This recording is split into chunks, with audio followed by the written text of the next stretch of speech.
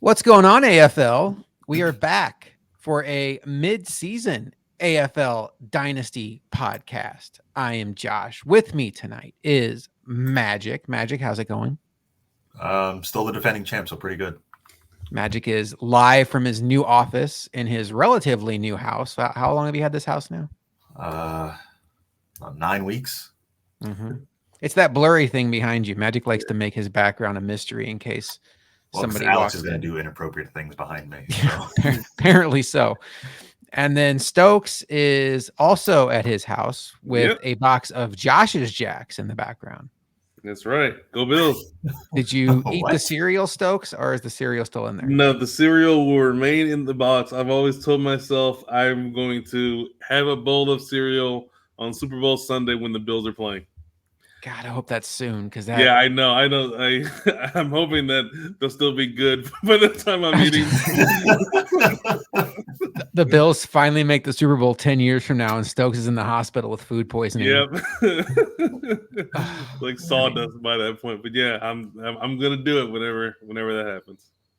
All right. Well, you guys ready for one of my ultimate great transitions? I don't know if the Bills are going to make the Super Bowl, but what do you guys think about your chances of making the AFL Dynasty Super Bowl? As we are now, I'm going to switch screens so I can actually see what I have up on screen. Just let me know if it gets unorganized. We are now 8 weeks in, going into week 9 in AFL Dynasty. I think there's been some surprises, some major injuries already. The guy with the first pick last year, Mike Lara, has now the top seed, although his first pick was because of JD. But we'll get to that a little bit later. So I'll just start off with you guys. How is your season going? I'll start with you, Magic. You are, where is your team's all the way down there. Magic, you are 4-4. Obviously not what we expected. Your points for are 965. So you have more points than 1, 2, 3, 4, 5 of the 6 teams ahead of you. But overall, the record is 4-4. So in general, how are you feeling about the state of your team? Pretty good. We've actually started getting some wins to go along with the points. At the beginning of the year, I was kind of unsure. Is this a team to just try to blow it up early? And I think you guys kind of talked me off the ledge. So Alex is here. But yeah, my team started. I mean, we lost Eckler. CMC was going nuclear, and I was 1-3 in the first 4 weeks. So not really what you want. But I mean, we're fighting back, and we have a lot of points for. So if I can get into a tiebreaker, I feel pretty good. Yeah, so I'm looking at your team right now, and the reason why Stokes and I talked you off the ledge is pretty simple. When you get Eckler and CMC rolling, and then you have Kelsey, who's the biggest advantage maybe in the history of fantasy as far as one guy dominating a position, your team should be just fine. Now, you don't have like a standout number 1 wide receiver right now. Maybe that becomes T. Higgins. And your quarterback situation, I guess, is less than ideal because Jordan Love has not maintained, and then Dak Prescott's kind of up and down. But in general, Stokes, what do you think about Magic's team? Because Deontay Johnson not having a great season, did have a good game on Thursday night. Jacoby Myers hit or miss. Michael Pittman hit or miss. But in general, this to me feels like a team that if they make the playoffs can absolutely go on a run. Yeah, I mean, you've got 3 guys who can decide a matchup. You got Christian McCaffrey, who scored a touchdown in 17, I think, straight games, and you've got Austin Eckler, who is known for having these 30, 40-point fantasy games, and then of course Travis Kelsey. So it's like you can be just marginal at everything else, and then be as great as those guys are, and ride your way to a championship. So it's I mean, we've seen it, unfortunately. Oh, you mean unfortunately? For me. What's funny, Magic, is you actually, if you get Kyren Williams back and nobody in that Rams backfield established, now there's a lot of ifs here because now Matt Stafford's dealing with an injury, but early on in the season, Kyren Williams was a running back 1 just based on volume alone. So if you could make it into the playoffs and have Stafford, Eckler, and that version of Kyren Williams, nobody's going to want to play your team. So I know we don't want to give away too much strategy on this show, but where's your head at right now? Are you looking to make a move? If there was a position you were looking to upgrade, what would it be? Or are you just going to ride this wave out? I mean, if something comes up that seems a little too good to pass up, I'll jump on it. But I think right now I'm pretty happy with my team. I mean, you pointed out who I'm ahead of in terms of points for people ahead of me, but I mean, overall in the league, I'm right behind Stokes for second out of 14. So, you know, I don't think it's a team where I want to make a drastic move. But, you know, I said that last year, and then T. Higgins was able to become available, and I went for it then. So, basically, yeah. So if there's a receiver, I would go for a receiver because I'd like to have some guy that I'm like, yeah, this guy's going to be good. I know that for sure. Right now, I have guys that's like, top 25, I'll take it. He's got a shot. Yeah. All right. Well, Stokes, your team also hard luck in the win and loss column because points wise, you just looking at it are the top in the league and you're 4-4. Obviously, your team is led by three super duper studs. Josh Allen, Tyreek Hill, and Stephon Diggs. Running back, tough luck season for you. You were built around Ezekiel Elliott and Dalvin Cook. Tough offseason for you. Both those guys took on backup jobs and not really established themselves. Devin Singletary could become a thing in Houston. He's going to be a thing this week with Pierce out. You never know if Singletary has a big game or two, if that could become his job. Alex Madison has been an okay running back, certainly getting the volume, but now with Cousins out, you wonder what kind of consistent production that offense is going to have. How are you feeling about the state of your team right now? Yeah, I'm definitely having some bad luck. My guys are not playing well. I mean, my running back position is just really, really difficult. Like I got Madison, Singleton. Like you went through it. Like, but we knew this going into. I was gonna be carried by my wide receivers, and even Keenan Allen. He started out great, but he's been a little bit slow the last couple of weeks. But it's going to come down to Tyreek Hill and Diggs and Allen. I'm like the inverse of Magic. He's running backs for days, and I've got wide receivers all over the place. So that's the difference between us. And I feel good about the team, but I mean I also don't have a lot of draft capital in which to make many changes to my squad. So got to ride with them. I mean I've scored over 110 points in all the games that all the matchups that I lost. So, I mean, we're still scoring no matter what. And not to be lost on your starting lineup it is a bye week for the Niners, which means you will have George Kittle at tight end. So like you said, your team is absolutely loaded. I think Madison is fine as an RB1 or RB2, even on a team like this, where the rest of your squad is, you have two obvious wide receiver ones, really three wide receiver ones. I can't imagine anybody, at least for this year, has a better trio of wide receivers than you. And then you have the best quarterback in fantasy football, a top 5 tight end in George Kittle. So, yeah, your team should be just fine. Maybe if you get to a point where Stafford gets back and you could trade Stafford for some picks, or, maybe a Ramondre Stevenson injury leads the way for Elliott to either be somebody you trade or you just slide in and you feel good about, or a Saquon Barkley injury. Breida was probably useful for a while. So you never know where value is going to come from. Running back is one of those weird positions where, it's hard to find those guys, but it's also easy to luck into some guys that you never know, that like Kyron Williams 6 months ago, none of us would have even thought about. And then for a while he was winning Magic fantasy matchups. We'll round it out with my squad, which I have to scroll up a little bit from you guys. 888 points on the year, not overly ideal, but solid all-around team. I mentioned in preseason that my team really, I thought maybe they didn't have the top-end talent to win a championship just because they don't have those guys that can take over the league. I think I may have sold my team a little bit short. What you're not seeing right now is I have Travis Etienne, who is a running back one. He's on a bye. And then Jahmyr Gibbs, who's really turned it on since David Montgomery got hurt. And then when you pair them with James Cook, my running backs and wide receivers are very, very solid. This Knicks and Bucks game is something else.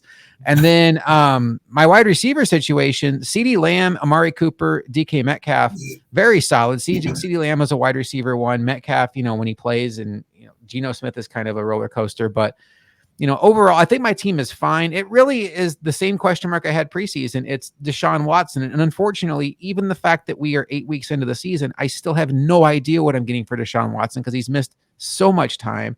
If Deshaun Watson can even be a low-end quarterback one, Stokes, I feel like my team has a shot with the players I have. I think I'd have to get lucky. I don't have that that sure thing CMC Tyreek Hill player, but I have enough guys on my team that when you factor in ETN and Jahmyr Gibbs, if I get at least steady quarterback play, I think my team could give it a run. Without a doubt. I mean, you've got really good players all over the place at running back and wide receiver, and then at tight end. So I mean, you've got good players. And Deshaun Watson, I do not think that he is going to be the QB1. Like I understand what the expectations were and what he had been, but I just don't think he's. I think those days are just over, and you just got to hope that he's something. Like you just need like a 14, 15 points from him, and then that's how you're good the rest of the way. But you've got guys who are like among the top 10 at their position, like multiple guys. So that is a really good situation to be in. Like CD Lamb, he just proved to be, a slate breaker at wide receiver just this last week. So that's a really good spot to have. I think the concern you might have is when David Montgomery is back and healthy, he's going to eat into the carries and opportunities that Gibbs is going to get. Yeah, 100%. And I don't know if there'll be enough volume to go around for both of those guys to eat. So we shall see. I am not personally anticipating making a super aggressive move for a quarterback. I wouldn't be opposed to it, but it doesn't seem like it's lining up right. Just like we'll go through some of these teams here as we go, but there's just on these teams that are really struggling, there's not that quarterback that you'd feel great about just selling the farm for. Like really, I could probably offer Nino something for Daniel Jones or Jared Goff, but would I really feel good about giving up a 1 or a couple of 2s for either of those guys? And then, the teams at the bottom, we're talking about Zach Wilson and Malik Willis or Brock Purdy. It doesn't seem like it's in the cards. It feels like I'm going to have to just ride it out with Deshaun Watson, PJ Walker, or maybe somebody else decides to start selling that I'm not necessarily seeing right now. But let's start at the top. Let's start with Laura. He has the 1 seed. If the playoffs started today, this is what they would look like. Kind of a strategy question before we get specific. So you have DK Metcalf. Mm-hmm. Maybe that's not the example I want to go with because I don't have a receiver to compare to. So Stokes, you have George Kittle. I've got Kelsey. Mm-hmm. Kittle has he has more of a roller coaster. Yes. As a team that's trying to win, do you prefer the guy that, he's got 3 touchdowns on 100 yards today. I can get, 35 points, or I can get he blocks all game and I get 2 catches for 20 yards. Do you want that massive swing of an upside, or do you want the consistency of, I don't know, a tight end who's just going to get you what Jonnu Smith has been getting us for the first like Dallas Goedert, maybe like always going to get you 5 catches, but never get you more than like 15 points. Yeah. Yeah. Okay. So I think it all depends on the makeup of your team. So like with my team, I've got a bunch of guys who I consider their floors are pretty high. Like Diggs, I know he's going to get a bunch of catches. I know Tyreek Hill, no matter what, game in and game out, he's going to get a bunch of points, and the same with Josh Allen.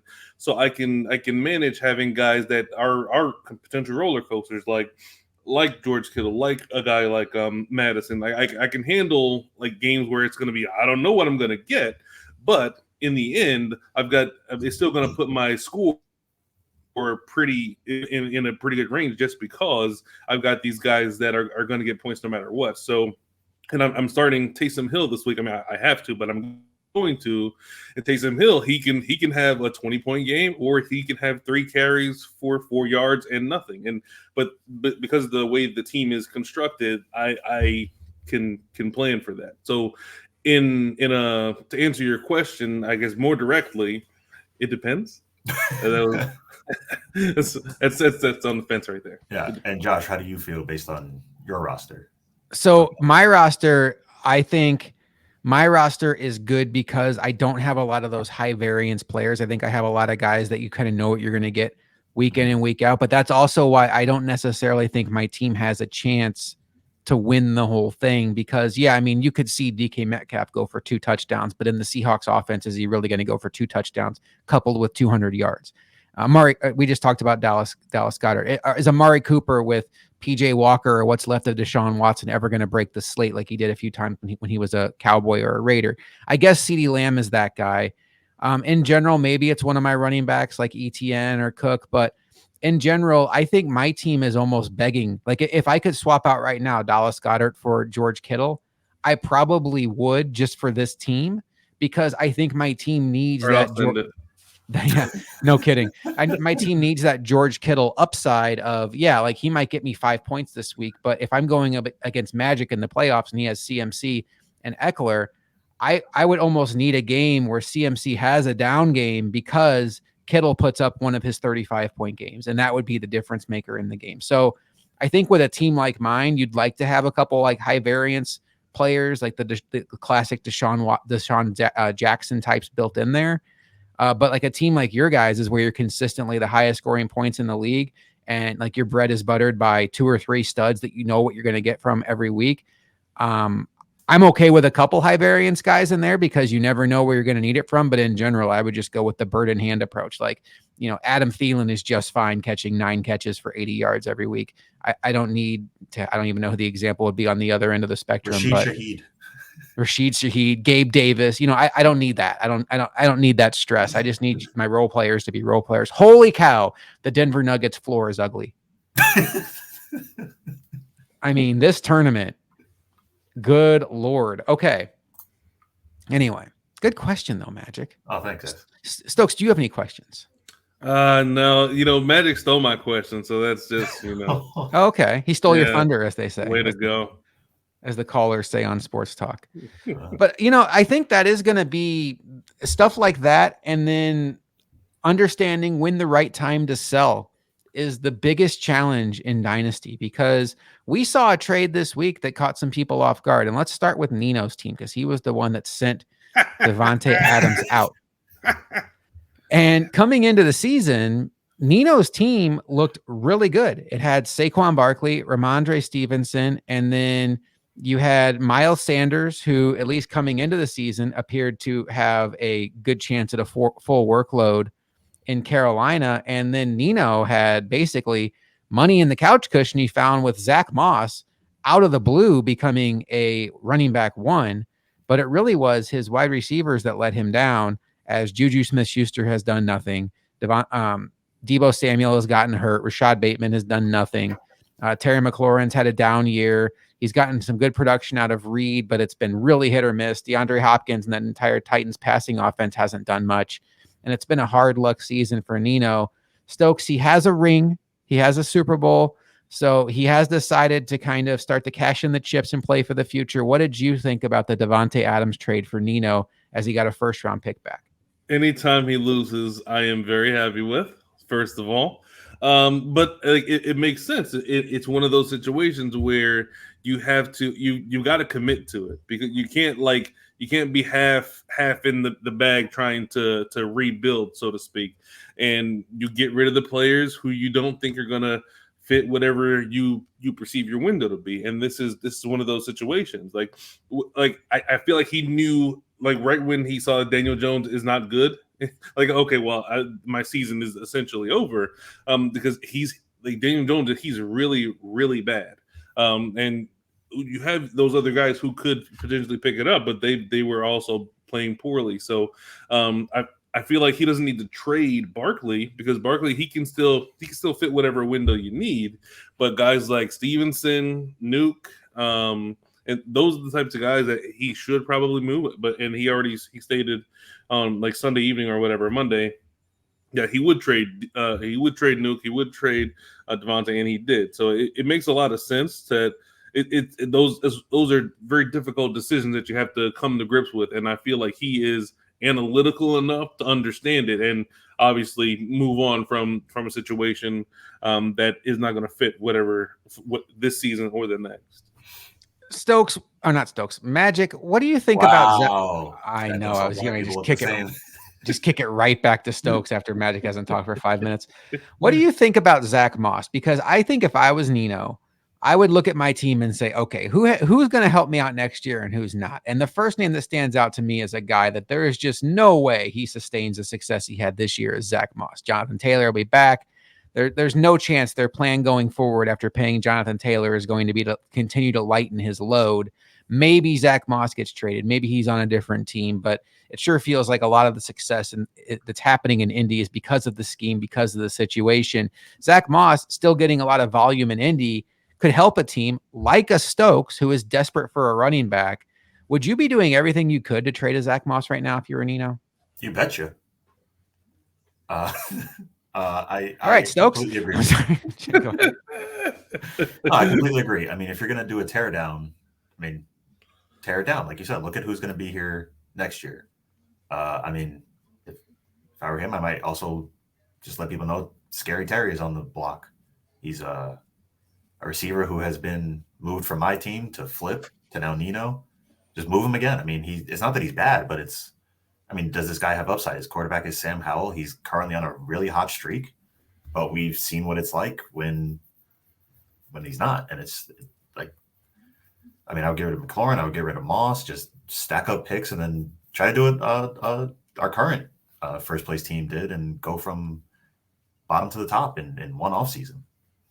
Stokes, as somebody who needs running backs and is in the market for running backs, where do you rank Stevenson and Zach Moss on the appeal category? I would probably have Stevenson higher just naturally because I could see him having a role after this year. Zach Moss, and he could have a role next year, whether it's on the Colts or another team. He could have a role, but not one that you could trust.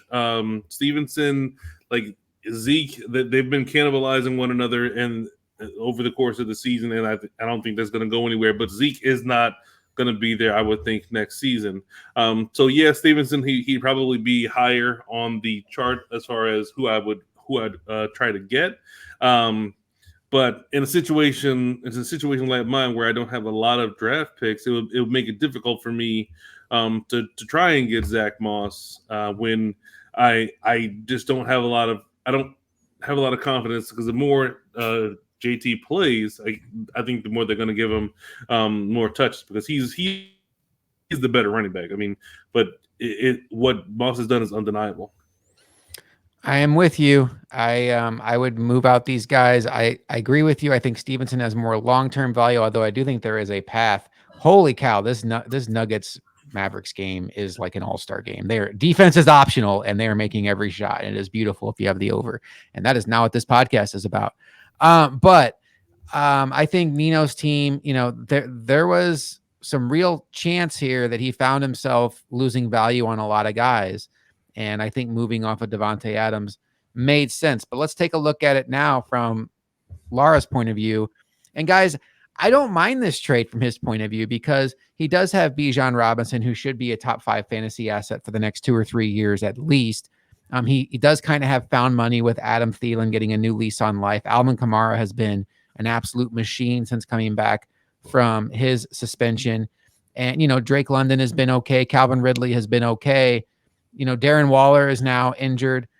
I look at this team Lara has, and I am not trying to sound like a hater, but Stokes, I don't necessarily see a team that screams to me, oh, this is a first place team. Is it more that Lara's team has been lucky with matchups? He has 958 points, which is nothing to sneeze at. What am I missing here? Why is this team so good? Is it just the fact that some of the players are good, but not necessarily exciting, like an Adam Thielen? Or am I missing maybe even White in that case? He has the fewest points allowed so far this season. Playing great defense. Yeah, he's out there playing great defense. He's got good players everywhere. So that credit to him for building and rebuilding how he needed to do. He's made some shrewd trades, and it's been really good for him. And the team is good. I don't know whether it's going to be a situation where he's going to win. What's he need to win? 2 or 3 matchups in the playoffs. But he's got players that have roles and are going to be factors on their team week in and week out. So I wouldn't doubt if he ends up with that 1 seed, but I would be surprised if he won it all, because those points allowed, that's just quote unquote luck, but also that's fantasy. I'd be surprised if he won, but I'm not surprised he's doing so well. And Magic, when the trade was made for Devontae Adams, my thought was, okay, well, he's 30 years old. Laura's going for it this year. But the more I thought about it, the more I like it from Laura's point of view, not just for this year, but going forward, because I think even though he's 30 years old and having a down year, I think you're getting him at a relatively cheap price. You're talking about a first round pick that's probably going to be, the 12th, 13th, 14th pick in the draft. And you're getting a player in Devontae Adams who I think is still excellent and should almost certainly have an upgraded quarterback situation next year, whether it's a rookie in the draft or anybody else besides Aiden O'Connell and Jimmy Garoppolo. I think for the now, it's obviously going to upgrade Laura's team. But Magic, I think there's a real chance that he still gets a much better version of Devontae Adams even in the future than he's going to get this year. Now, you do not besmirch Adam O'Connell. What's his Aiden O'Connell? You do not besmirch Aiden O'Connell. That guy's on my roster now. Oh, no. Yeah, I agree. I think this is probably the bottom of what you could trade to get Devontae Adams since the league has started. But I think even though he is 30, to your point, like it's not like he's slowing down or he's any worse, at least not my opinion. So I think this is a good aggressive trade, and I mean it upgrades his wide receiver room, so he's not relying on Jordan Palmer and 89-year-old Adam Thielen.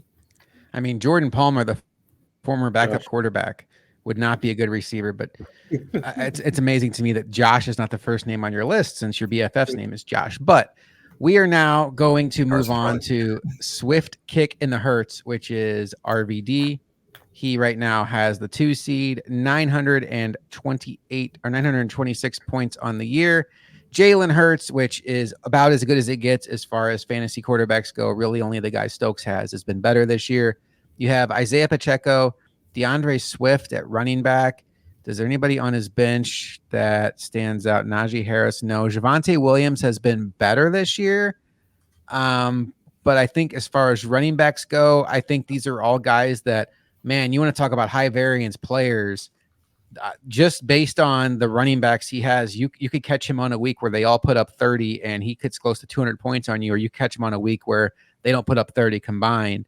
And then you look at his receivers.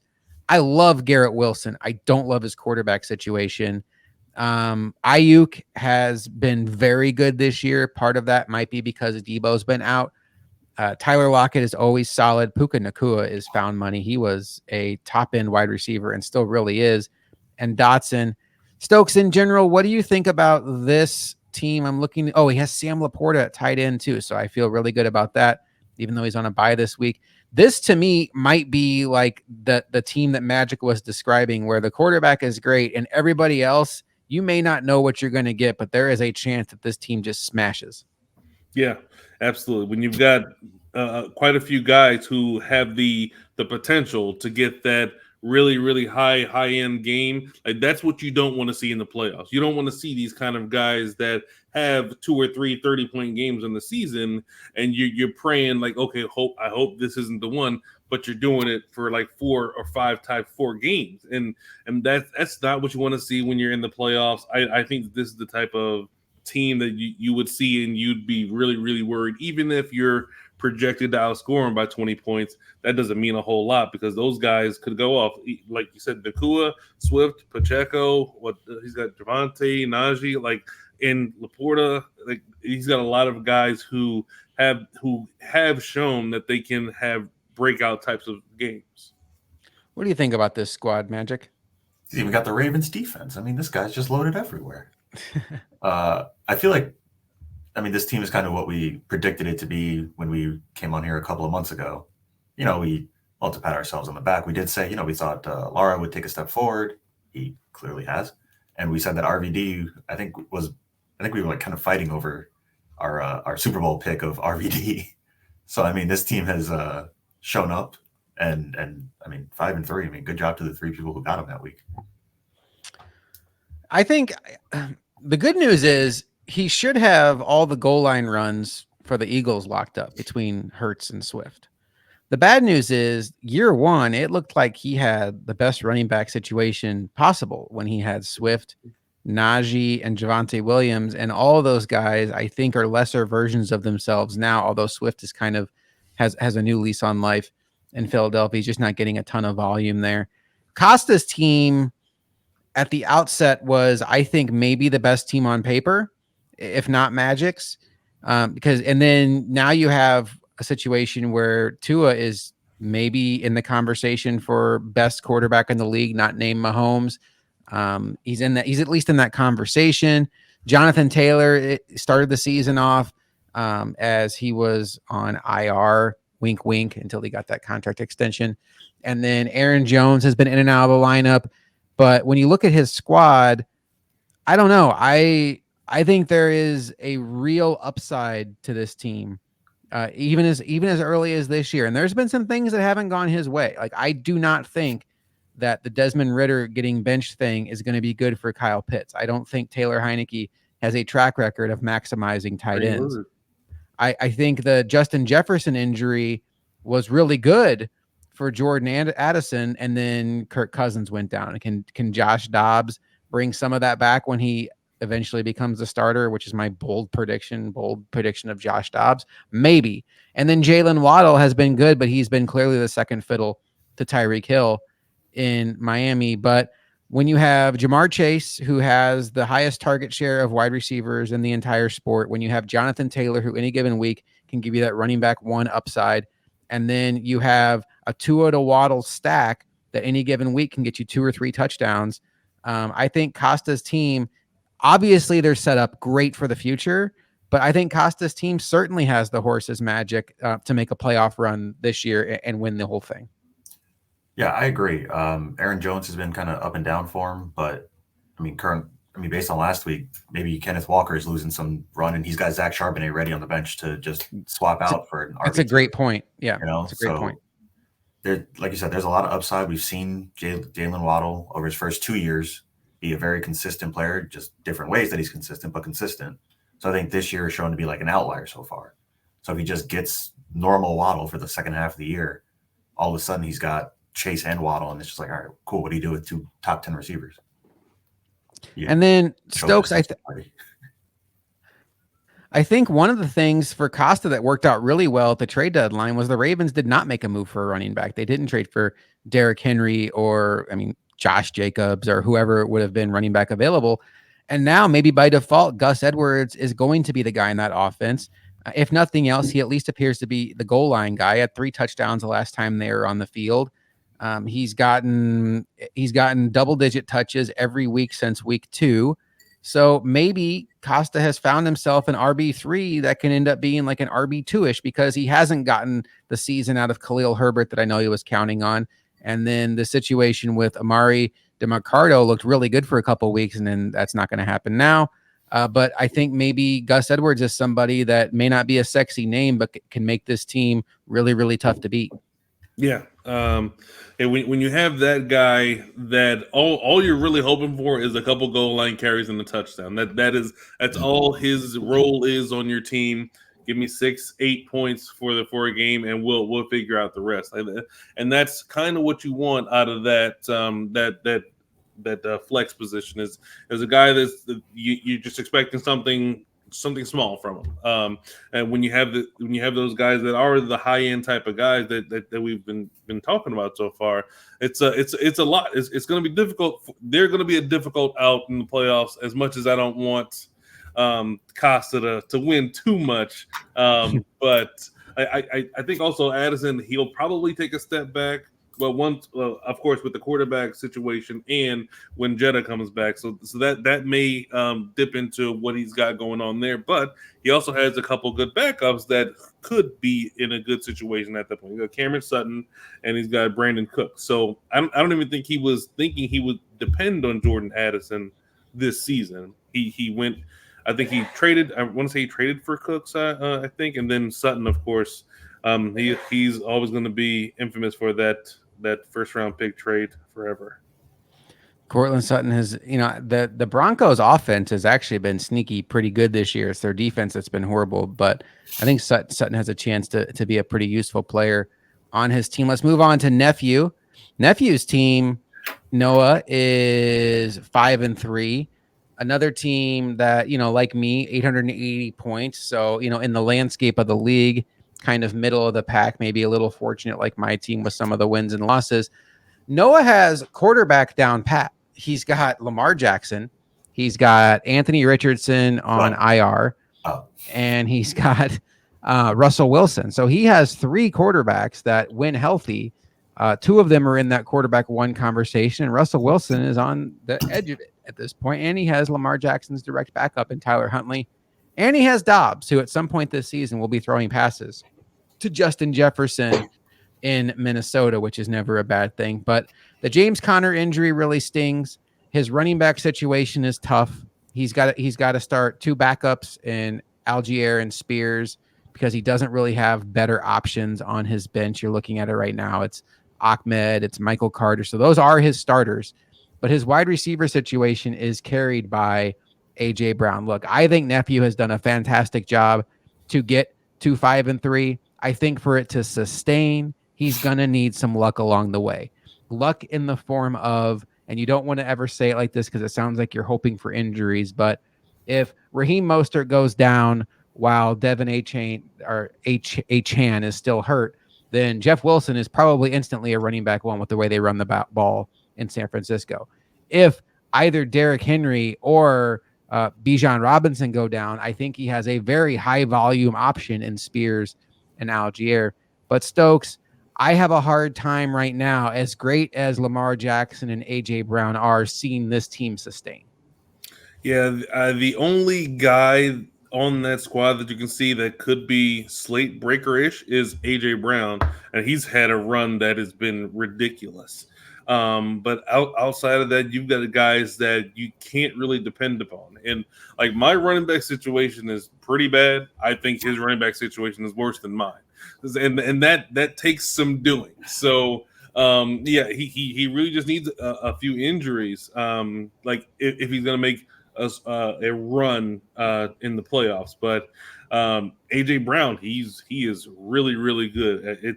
He's incredible. I mean, you're looking at James Conner. So James Conner, he could come back and be good as well, but we don't know what the heck's going on with the Cardinals. But James Conner, he was good when he was out there, but right now it's really tough to look at his running back position. But he just needs to get into the playoffs in the end.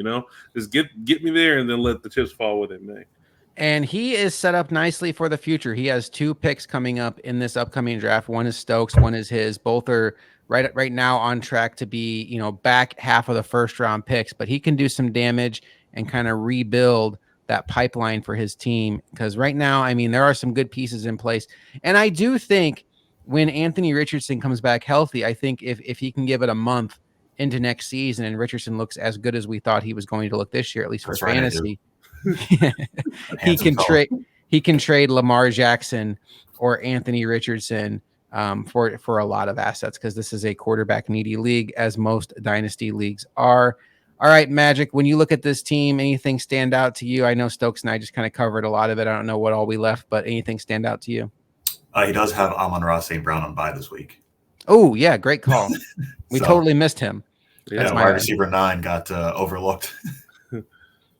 That might explain it. St. Brown and AJ Brown, yeah. A couple of Browns cutting it up. Hey.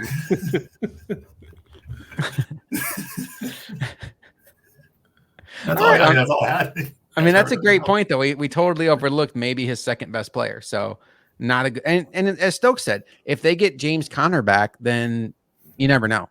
And it's not like he doesn't have one of the elite tight ends, but there's only so many of those guys to go around. So his team certainly has a shot. We already talked about Stokes' team. We already talked about Magic's team. Let's go to Fish's team. And boy, his team coming into the season looked like it had a real chance to make some noise, because Pat Mahomes and then Tony Pollard, and then you thought Cam Akers had a real path to having some volume there in LA at the point in time. Kadarius Toney, there were some rumblings about him potentially being a wide receiver 1 in Kansas City. Romeo Dobbs was as a hot name at one point in time. Hunter Renfrow, Magic just said, is a guy that, a couple years ago had 1,000 yards and a bunch of catches, but he did get a good receiver in the rookie draft in Josh Downs, who has really taken off since Gardner Minshew took over. Obviously, Mahomes is Mahomes, although the Chiefs offense hasn't been necessarily as high flying as recent years because of how good their defense has been playing. Tony Pollard has been one of the more disappointing players in fantasy, has not taken over the fantasy game as much as many people expected. And then, maybe Chuba Hubbard becomes the main guy in Carolina, but you're talking about the main guy on a really bad offense. Magic, when you look at this team, I know Mahomes is good. I think there's some potential maybe with the wide receivers, but I look at this team and I just think they're going to need a lot of luck if they're going to make a playoff run. I think this is I think this is kind of a nothing team. Not to that sounds a little bit ruder than I meant it to be, but like they're not enough old pieces to sell off to just tank for this year. And there are no real like upside pieces that's like, all right, well, I'll just hold these guys and do a rebuild. It's you've got Mahomes, you're not going to sell off Mahomes. I mean, it's Mahomes. You're not going to sell Mark Andrews because then you're just in tight end purgatory for the next 8 years. Tony Pollard's still 26. They just gave him a deal, so it's not like, I got to get out before it gets bad. It's just kind of, we just play out the year. We just see what we get in the next draft. So I would disagree with you on one thing. I think I would be open to selling Andrews. If this were me, I would look at this team and say, I probably am not going to win it all.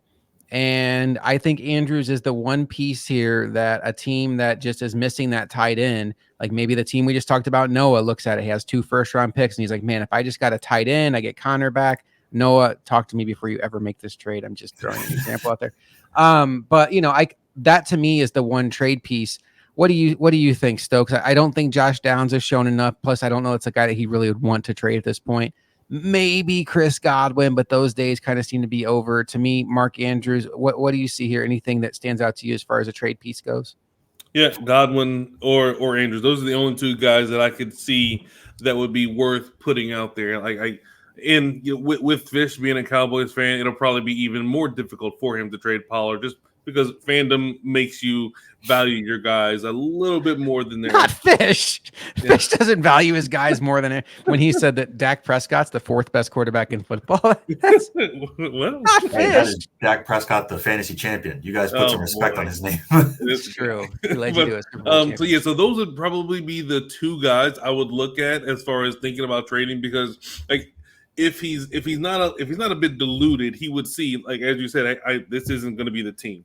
He does have an extra first-round pick up this upcoming year he's at pick. So if it were me, I would probably put those guys on the block and see what I can get as far as buildable pieces.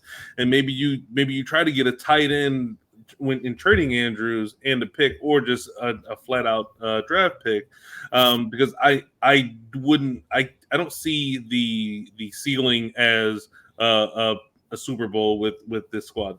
That would be crazy. If I were Fish, I would dangle Mark Andrews out there for a 2025 first-round pick and maybe some change. And my thought is, you already have the 2 first coming up in this draft, and it's 2 teams we haven't talked about yet. We're just now talking about Fish. We haven't talked about T-Mag yet, so chances are both those picks are going to be good. Why don't you go ahead and stock the cupboard for the next couple years? Magic has already done that strategy, and then you feel really good about the assets you're bringing in, the players you're bringing in, and then you really have a long-term plan. And I think he could get something for Mark Andrews. Is he open to it? I don't know. People have a hard time trading guys that are studs, but that's absolutely something I would do. Obviously, the same thing with Chris Godwin. I don't know if he carries as much value. Magic, let's move on. Go ahead. Sorry. Yeah. So for Mark Andrews, okay, he's a needier position because there are 5 good tight ends. Right. Maybe 5. The Laporta, Kincaid, those guys aren't getting moved. So we're down to Kelsey. I'm not moving Kelsey. So you're going to move Kittle? Probably not. Probably not, because we're in a window. We're not going to trade our good players. So that pretty much leaves Mark Andrews as tight end 1 who could be available. So there might be some added bump that Fish could get from the other, 7 teams who are in competing windows, who feel like they need a tight end that they can more count on than, Taysom Hill. I mean, bad example because you have Taysom Hill, but you know what I'm saying. So that's that. Now, Chris Godwin, he's wide receiver like 40. Yeah, that makes it tricky. So yeah, so I agree with the Mark Andrews, but I mean, if you have Chris Godwin, are you selling him for a second 2 years from now when this guy's not even 30 yet? No, I mean, I probably wouldn't. I would think, oh, this guy's not even 30. He's going to bounce back. They'll get rid of Baker Mayfield because he's Baker Mayfield. They'll give him a better quarterback, and boom, he'll just be back to this reliable possession guy that I can play every week. But if you're a contender, you're not like, oh, I'm going to give up a first. It's Chris Godwin. I'm not giving up a first for Chris Godwin. Come on, right? So like he's in this awful spot, I think, where I think Mark Andrews is probably the way to recoup value if he's interested. You know, it's funny. I'm looking at this and I'm like, well, who's the tight end that makes sense? And Laura, right at the top of the list, he has Darren Waller, who I don't think has been bad. He just hasn't been what we thought would be great, but they've been a mess in New York, and now he's going to be out for a while. You know, but he's already given up his ones. Does he want to give up ones back-to-back years? I'd kind of doubt it. Swift kicking the Hurts. RVD already has Laporta. Now, this is going to be a similar conversation that I have about Costa's team with Kyle Pitts. Maybe you don't get a future one, but do you get a tight end that's younger, unproven, but a world of upside? Could you see a situation, Stokes, where Costa's like, hey, my team's ready to win now. Kyle Pitts isn't giving me what I thought he would. I'll give you the upside future of Kyle Pitts. You give me the 4-year older player in Mark Andrews, and maybe a similar question about Sam Laporta for RVD, where we've seen the upside, but hey, my team's ready to win now. I'll take the bird in hand of Mark Andrews. You get the upside. What do you think about either one of those deals from either one of those people's perspective, Stokes? I think the likelihood of Costa trading Pitts is very small. I think he probably understands or thinks that the Kyle Pitts can be something that is great. So I couldn't see him trading him. I could see it probably for RVD, but I just don't know well enough how he's looking to build his squad to see whether he wants to do that. But like those two spots do make sense, because for the window right now, for guys that have those playoff teams that are going to be scary, I could see it as those guys going for Mark Andrews and trying to do it that way. I think they'd be more likely to trade one of those players than give up the picks, because you don't know what your team's going to look like 2 years, but you can effectively move off the player to make a difference. So I could see that if I were one of those guys. Whether in the end you'd want to pull the trigger, maybe not, but I could definitely see it. And are you guys seeing the draft result screen on the screen now? Yes, sir. So from RVD's perspective, I know what it's like when you hit on a pick later in the draft and it feels like gold. Like, it's just so hard for me to see RVD being like, man, I had the 13th pick in the draft. I've turned it into what looks like a young superstar tight end. There's no way I'm trading him right now, especially if RVD kind of looks at his team like we do, like, hey, there's a shot here, but I need some luck to go my way. RVD's probably thinking, hey, I got the next 10 years of this Sam Laporta guy. I feel really good about that. What do you think about either one of those trade offers, Magic? I'm with Stokes. I think Costa, being the ageist that he is, would not do that. But I do think that there is some uncertainty still with how young Costa built his team, that if he could cash in one of those younger players for like a more reliable option, I don't know if Mark Andrews is that he should give it some thought. I don't think that trade would ever work out with those two. But what do you think about that idea? Yeah, I think the idea is, I mean, specifically Kyle Pitts, I think if you can get value for him, you should. I know it takes a while for tight ends, but I mean, we're seeing 2 rookie tight ends come in and be useful, and we've seen Kyle Pitts for 3 years get a whole bunch of air yards, which count for 0. So I think if you can get a proven commodity like Mark Andrews and you're a team that you think can win now. Also, he's 28. I mean, it's not like Mark Andrews is Travis Kelce's age, or right. Let's say he's got 4 years left and he's done at 32, 33. I mean, that's a pretty good window still. So yeah, I mean, I think that's a great idea. And also, if RVD does it, I would not like that.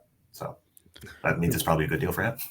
And the other aspect of this is Mark Andrews for now is the number 1 target for Lamar Jackson. And Kyle Pitts is the number one target for Desmond Ritter / Taylor Heineke / rookie quarterback X. I don't know. Caleb.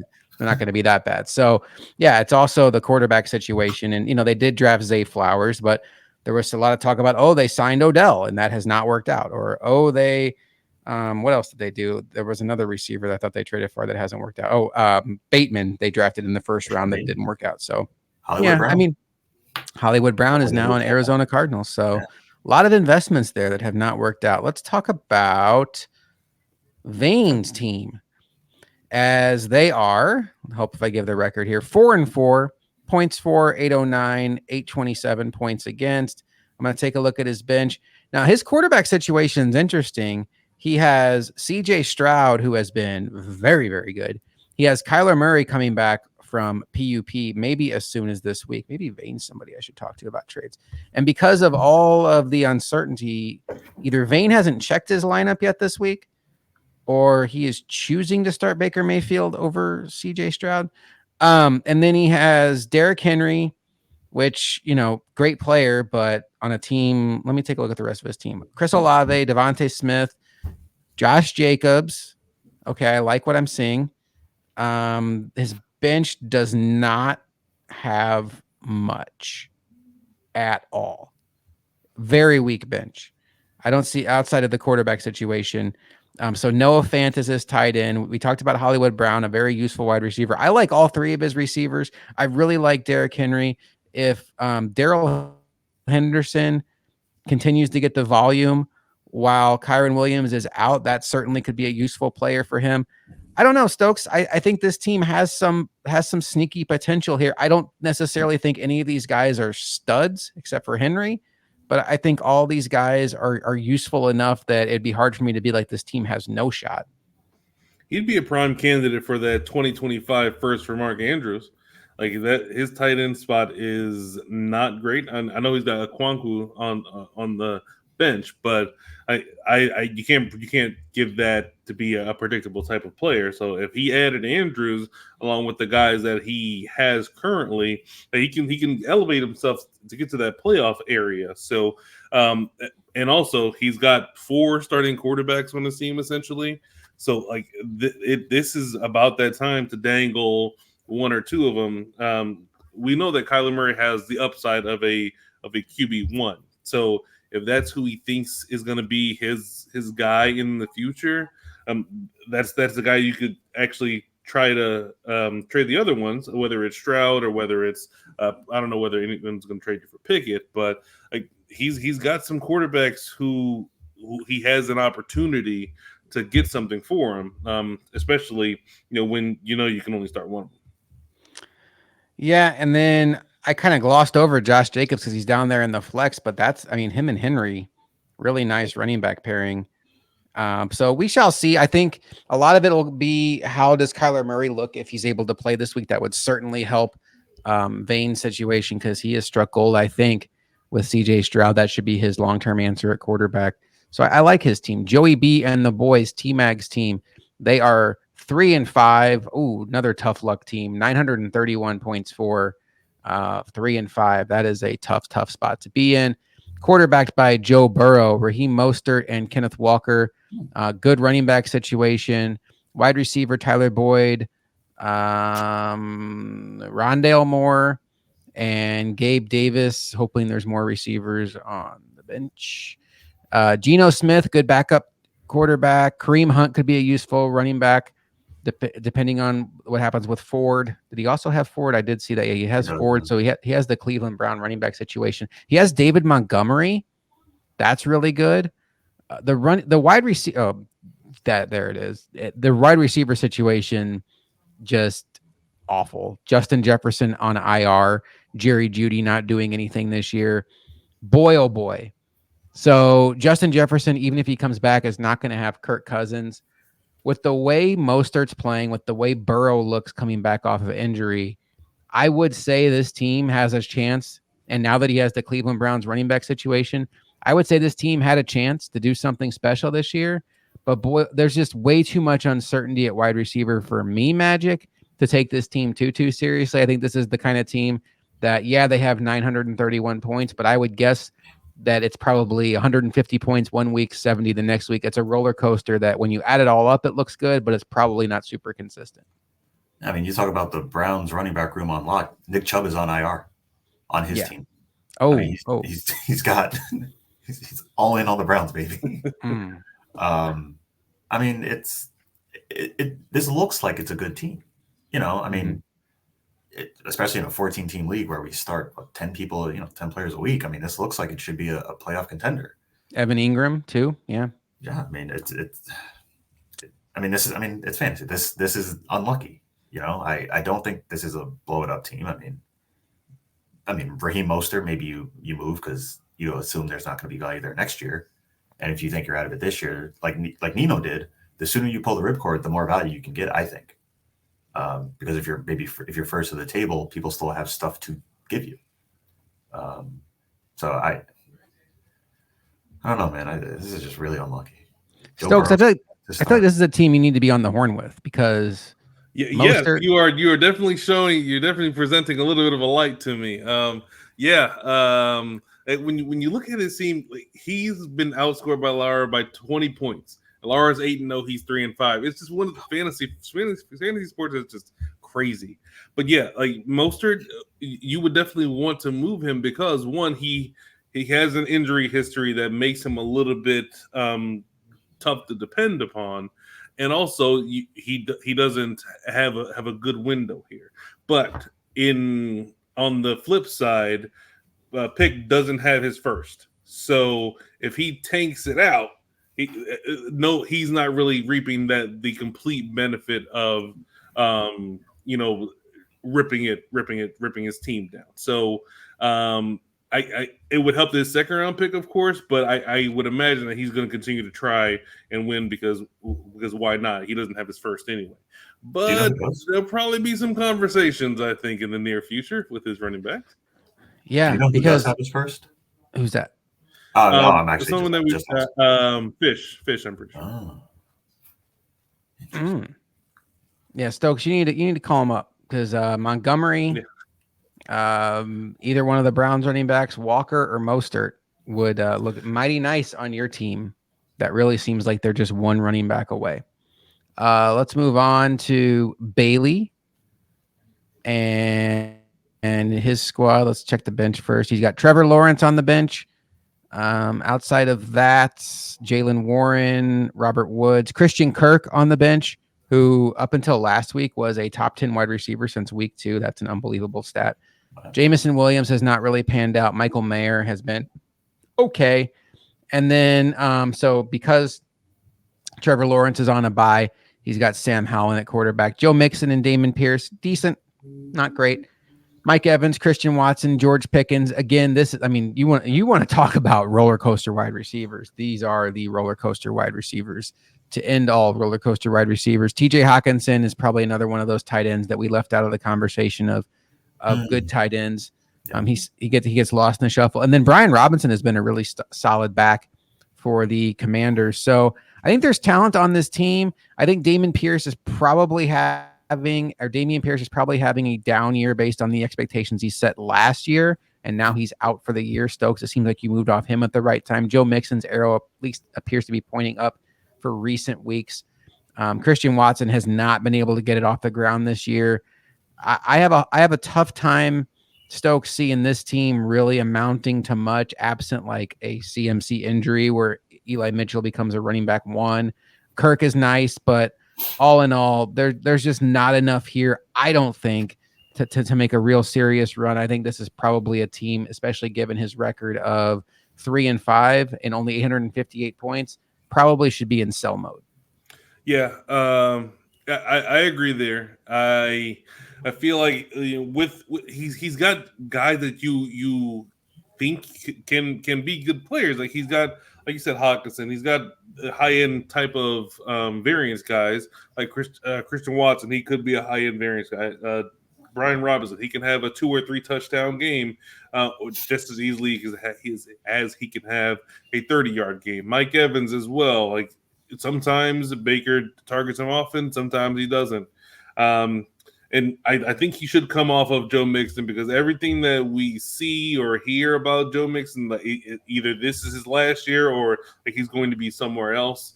So I can see this is another one of those situations where, like, running back in general is a position where if you see a little bit of cracks in there, you got to get the player out of there, because that window for you to get anything for running backs in Dynasty is very, very, very small. And the thing about Joe Mixon that's interesting is I did a Bills Bengals preview episode with Luca tonight on our podcast. And you're right. Joe Mixon is at the age where he falls off the cliff. And the Bengals are treating him like that because he is an absolute volume hog in Cincinnati. He has 118 carries on the year. The next closest Bengal running back is Travion Williams with 7. So he's getting the volume. So if you're a team that wants to win this year and you need a high volume running back, Joe Mixon's probably going to be a low end RB1, high end RB2 the rest of the way out, just based on the Bengals offense getting their feet under them, him being the only running back getting touches. But to Stokes' point, on a team like this that's not going anywhere, he's going to be a player that has value now to trade. But boy, I think it'd be a huge miss on his part, Magic, to let the trade deadline go by and let Joe Mixon rot, because there's a real chance that come this offseason, Joe Mixon just has no value left. Absolutely. I think he should also just pull the cord, rip the Band-Aid, whatever you want to call it. Do it now. Do it fast. Get rid of Joe Mixon. I mean, you look at his bench. Why is Rashad Penny on this team? He's never, like, what's he going to do for this kind of team? What's Robert Woods going to do? What's Allen Robinson going to do? Like, just get these old farts out of here and just churn young talent, you know? I mean, I won a championship last year, and I've got just dart throws on the bench, because that's what the bench should be for. Mm-hmm. I agree with a couple of guys like, all right, I'll use this guy in a bye week, but let's see if Kyron Williams blows up in a year. Now, I mean, I traded a third last year thinking that would happen, and I was wrong, but it worked out a year later, because you just hold young players, see what happens. Like, just pull the cord, man.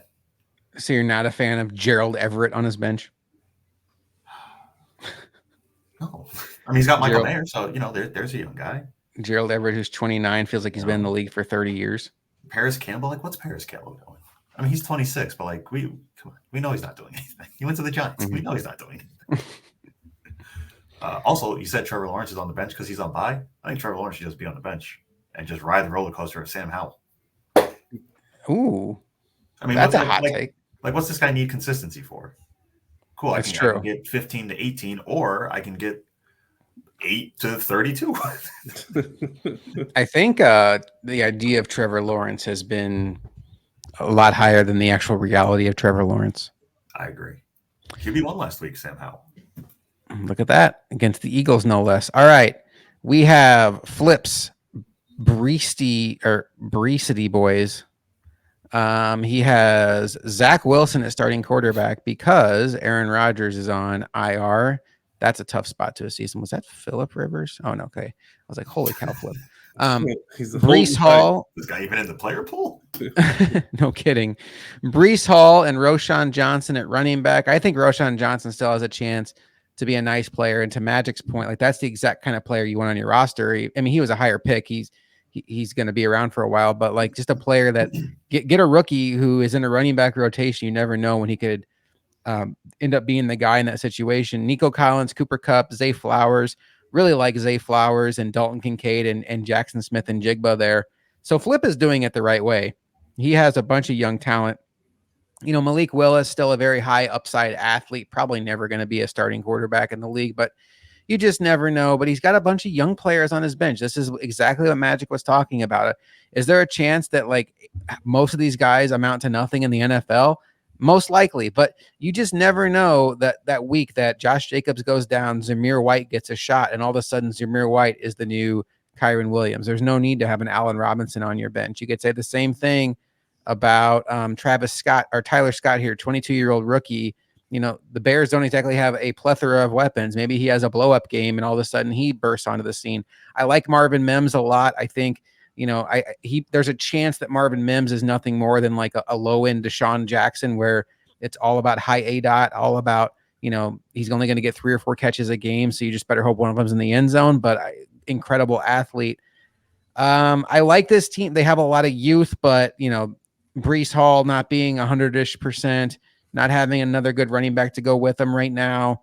In general, I think Flip is honest with himself about where his team's at. Boy, he has a lot of future picks, though. He has 4 seconds coming up in this 5 second, 1, 2, 3, 4 seconds coming up in this draft. But no first in 2025. That's right. Oh, you have his what did you send him? I think I sent him a pick in this year's draft, the 23 draft. Okay. Something to push me out 2 years further. All right. I have no rookies. Well, I think that was a good move on your part. So, Stokes, first blush, what do you think about this team? They look like the ultimate definition of a rebuilding team to me. Yeah, and I Cooper Kupp would be the guy that he'd probably try and move. I think he's already tried to move Cooper Kupp, but he just might not have found the right value that he's thinking. But it's one of those situations like where as long as McVay is the coach, like Cooper Kupp is going to be fantasy relevant, like because he's going to scheme him up and he's a really good wide receiver. So it's one of those situations where do you actually want to give him up because you think he's going to eventually fall off? I don't think his game is predicated on like being super fast. He's crafty. He's a gym rat. He's a gym rat. He's smart. The first one in, last one to leave. Like he just works really hard, and he's gonna get open. That's just what he does. So I'd still try and trade Cooper Kupp, but only if I wouldn't just try and sell him off for pieces or whatever. I would only move him if I think I'm gonna get what I think is fair value.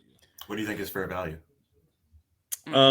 Like I'd say similar to what Devontae Adams went for. Like I feel like they are both similar at their apex, which is not a long time ago.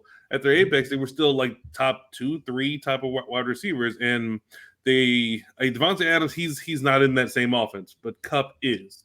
So when you're doing that calculations, he's still in that type of offense, and he's got some quarterback issues as far as Stafford's health, but like he still has the coach and the quarterback that made him this fantasy monster that he is.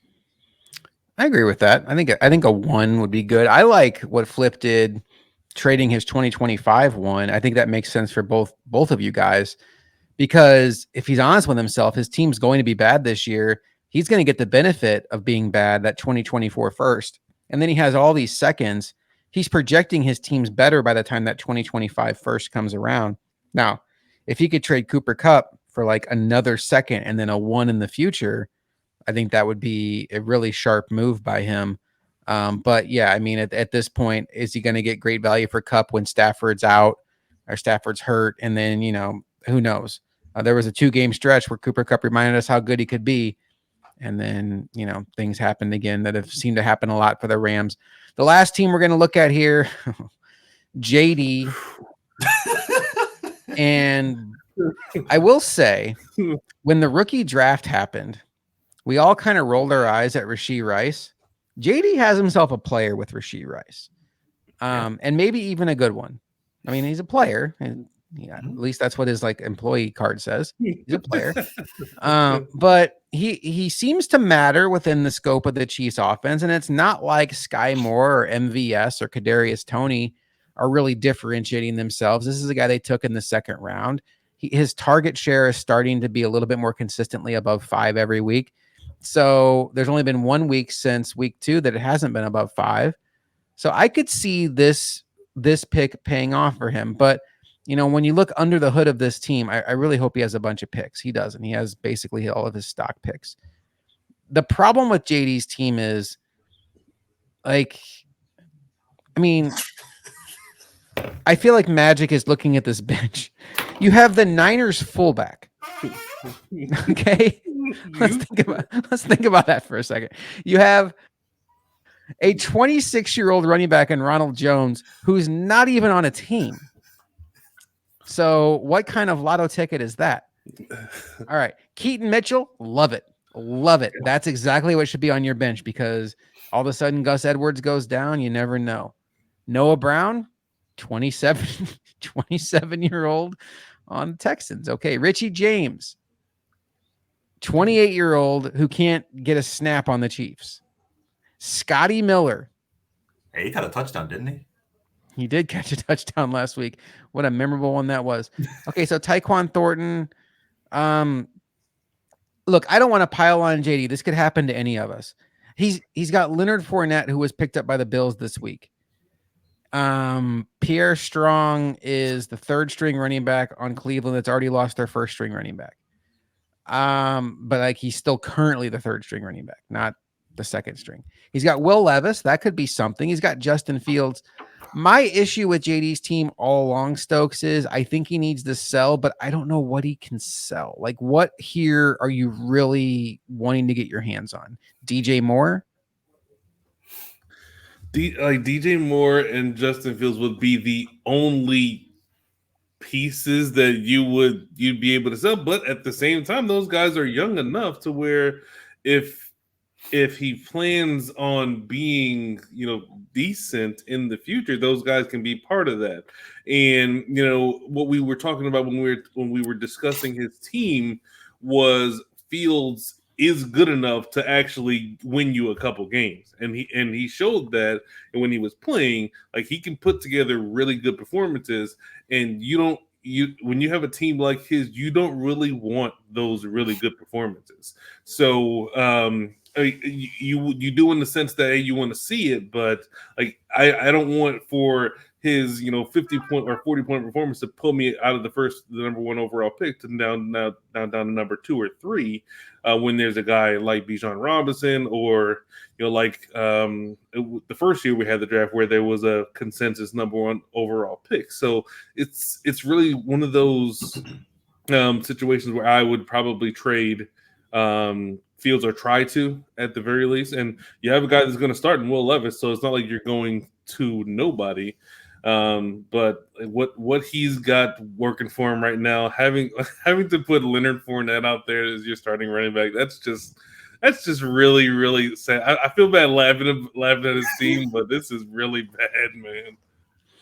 Yeah, this is a complete teardown situation. I would trade anything I have for picks. I would trade DJ Moore for a pick. I would trade Justin Fields for picks. I would consider, if he gets the first pick in the draft, which you assume he's going to, one, I would absolutely not take a running back with that pick. Absolutely not. This team is not. Running back shelf lives are much shorter than wide receivers. This team is not ready to insert a running back on and be good. So it's either you take Marvin Harrison or you trade that pick for a bounty of picks. Everything JD does needs to almost be with an eye on 2025 and 2026. Trade your assets for things that can help you then, because this team is in full teardown mode. Now, look, it's Dynasty. Everybody's team is going to fall apart eventually. His just fell apart way sooner than you thought. And it's a learning opportunity because, his first couple picks in this Dynasty draft were Ezekiel Elliott, who was on the last leg of his career, and J.K. Dobbins, who we didn't realize it at the time was on the last leg of his career. That stinks. Yeah. And then Leonard Fournette looked like really good value, and then he plummeted. And he just hasn't gotten that bang out of someone like a Pierre Strong, where, you saw Damian Pierce drafted in the same draft, come on and look really good. So he just hasn't gotten that home run rookie pick. But Magic, when you look at this team, I think he needs to just be willing to sell whatever he can for whatever he can with an eye on 2025, 2026. What would you do if you were JD? And no, you can't say quit. No. Listen, speaking of quitting, as funny as this is, he is putting out a full lineup when he can. He picked up Cal Juszczyk because he didn't have a running back, and this guy was presumably going to at least breathe. So he put him in there. So, but if I had a hat on, I would hat tip to JD. I mean, Kyle Juszczyk is on a bye, which is why he has to start Leonard Fournette this week on the Bills practice squad. Yeah, it's really bad. I mean, he's trying. Yeah, he's trying. That's really what you want out of the members. You want people to try, not just be like, "Oh, fuck this, my team sucks, I quit." But if I were him, I would trade anyone who is older than 25. DJ Moore, 26, you got to go. Because you got to rebuild, and you're not going to rebuild with pick 1 and then pick 15 and then pick 29. Like the rookie draft is too volatile. You need to have as many shots at the hoop. What do you take shot? As many lotto tickets is usually as many lotto tickets as you can afford, and just get like one of them scratchers and just go to town. And maybe one of them hits, and then maybe 2 of them hit. It's good that he didn't actually have the first pick this year to take Dijon, because then he'd be sitting there with DJ Moore and Bijan Robinson in last. Yeah, I mean, I think I'd rather have that existence. I was trying to be nice, but yeah, I don't know. And now he lost Desmond Ritter, who it looked like he was going to have some value. So I don't know. It's tough, but it's just a friendly league. It is what it is. We can all kind of laugh with him as he's going through it. Well, I'll go through it eventually if this league lasts long enough, but that's kind of what you hope to avoid. All right, guys. Any final thoughts before we get out of here, Stokes? No, I'm just hopeful that I don't continue to lose matchups where I score 115, 120 points. That's making me very sad. I'm sorry that you're sad, Stokes. Magic, any final thoughts before we get out of here? I hope I don't lose to JD. I'm playing him this week. Boy, that would be quite a surprise. Fire sale. Everyone's got to go. That would be incredible. If Leonard Fournette gets activated and scores 3 touchdowns for the Bills. Yeah, we got to keep Josh Allen healthy. Let's use this guy that we don't care about. I don't think. Should we make like that's even going to be season picks? Oh yeah, you want to do that real quick? Yeah, sure. I pick me. Okay, yeah. No, let's not pick ourselves because I pick me. Let's see. I think RVD is the team that I wish he had. Well, Puka. RVD is the team that if you play him in the playoffs, you're going to be nervous because like all of his players, even Ayuk, Javonte Williams, and Laporta, they all have like ridiculous upside. I think Costa's team weathered the early season storm and they're going to be dangerous. And then I do think both of your teams have a real shot to once you make the playoffs. If Stokes is able to iron out a running back too, I have a hard time seeing somebody beating Stokes. So I'm going to actually say that I think Stokes is going to win this whole thing if he can figure out a running back too. Magic, who do you like? I would take RVD if I believed more in his receivers. I just don't. I sure as shit don't want to take Stokes. I knew that'd be tough for you to do. You know what? Maybe no, Laura. I should have thought about this before I said, should we do picks? Man, this was your idea. Yeah, I mean, I just want to pick me, but I mean, that's not fun. You know what? I think you're in the conversation. I think I'm going to go for a real dark horse because this team is not even in the playoffs right now, and I'm going to take Vane. Wow. On purpose? I mean, we're just saying things, right? These don't matter. No, I mean, he's got good running backs. If assume Derrick Henry is going to do end of season Derrick Henry things. Now that there's snow on the ground, he can just step on people who don't want to touch him. Josh Jacobs can maybe. Oh, we got to hide our quarterback. Let's just feed Josh Jacobs. And I mean, he's got Devonta Smith. He's got Chris Olave, who we assumed was going to be good. I mean, maybe. I think my issue with Vane's team is I like Smith, Olave, and Marquise Brown to a lesser extent, but like all those guys to me are not having the years that we hope they would. Oh wow, Jokic is insane. But yeah, I mean with those running backs, of course, but it's going to be Aiden O'Connell, so I feel like it's going to be defense is just stacking Josh Jacobs. I get the thought process, I really do. And Olave and Smith, they both have 35, 40 point upside on the right week. Maybe more so Smith than Olave, just because I don't trust Derek Carr nearly as much as I trust Jalen Hurts. Mm-hmm. But yeah, maybe if Kyler Murray comes back, and that really, really matters for him, that could be a huge boost there. So, all right, Stokes, who did you pick? What's that? I want to change. But I'm going to let Stokes go first in case I'm going to change to his pick. All right. So part of me wanted to say Noah. I was looking at his squad. I was ready to pick Noah, but I'm just very, very nervous about the running back situation. I know James Conner is going to come back, but after that, it's like I don't know. So I'm gonna go with RVD just because there are just so many different players that in any given week they're going to make that big difference. And then there's Hurts, of course, with the floor being as high as it is.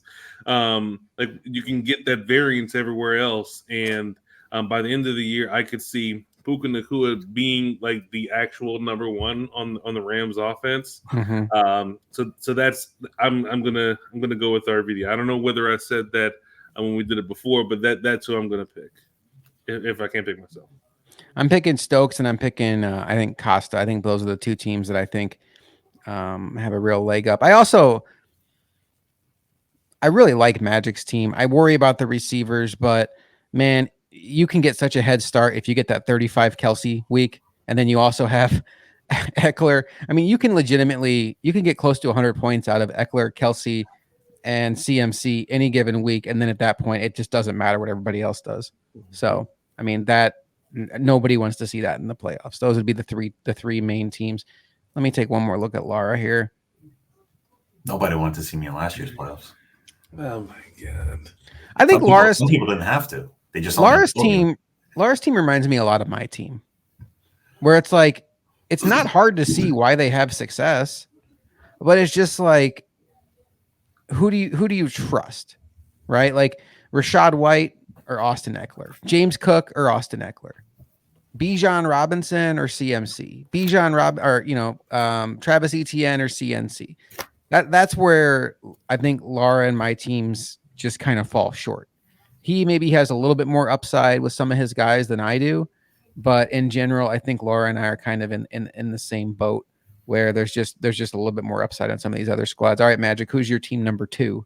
That's now your team number 1. I switched to Costa. I think he might be able to do it. I don't know. I mean, he's an injury away from having a starting RB in Charbonnet, and maybe Aaron Jones is. Maybe they fix the offense in Green Bay, and Aaron Jones is not what he was in heyday, but he's like, oh look, you're not just a guy I automatically start and get disappointed with. You're a guy I automatically start because you're useful. So let's go with Costa versus Josh in the finals. Since I can't Costa versus Josh. Yeah, Is there an argument to be made for playing Njoku over Pitts? No, there's not. Okay. Just checking. Okay. Yeah, it'd be an emotional one that I don't think that Costa would be willing to do that. I mean, I know him to be fairly analytical. Like I know he pores over a lot of this stuff and really thinks about it. But I think that in the end he would rather have Njoku outscore Pitts than miss the opportunity to have Pitts have a good game with him on his bench. I just noticed Costa's playoff schedule for Tua is Jets, Cowboys, Ravens. Oh, that sucks. That's rough. For Jonathan, you too, Stokes. You got Tyreek Hill. Yeah, Tyreek Hill's fine. It doesn't matter. That dude doesn't matter. those quarterbacks can stay with him. He's fine. Let's check out old Deshaun Watson's playoff schedule. Oh wait, doesn't matter. Jets. Ooh, Jets in the championship game. Deshaun Watson against the Jets in the championship game will just go swimmingly for me. Oh, he's got an at Houston in there. I'm sure he'll. Oh, that'll be wonderful for him. A week off. He's going to need a week off that week as well. No, it's okay. He knows a good massage therapist in that town. He'll be good. Yikes. It doesn't really matter who he plays week 17 because I'll be playing for consolation at that point. Nah. All right, fellas. Your squad, there isn't. I don't have to squint to see you potentially making a run in the playoffs. You've got a bunch of high-end ish guys that are in the RB1, RB2, wide receiver 1, wide receiver 2, and you have enough of those guys to where you don't have to you think that, hey, if everything falls right, like those are good players. So it wouldn't shock me one bit if you are in the final. Pay no attention. No Pay one no agrees. attention to me starting Latavius Murray this week. It's just bye week trouble. But yeah, I guess I could see that. You know, I mean, why do I not have Jake, guys man. on IR that are on IR? This is just poor roster management on my part. I need to talk Probably to my because GM. the free agent pool is like, you don't even want to look at it. So you're like, it's whatever. No big deal. I can't even get the 49ers fullback. Yeah. You check. Oh, the draft. Let's see when I made my first pick. Was it round 5? Oh.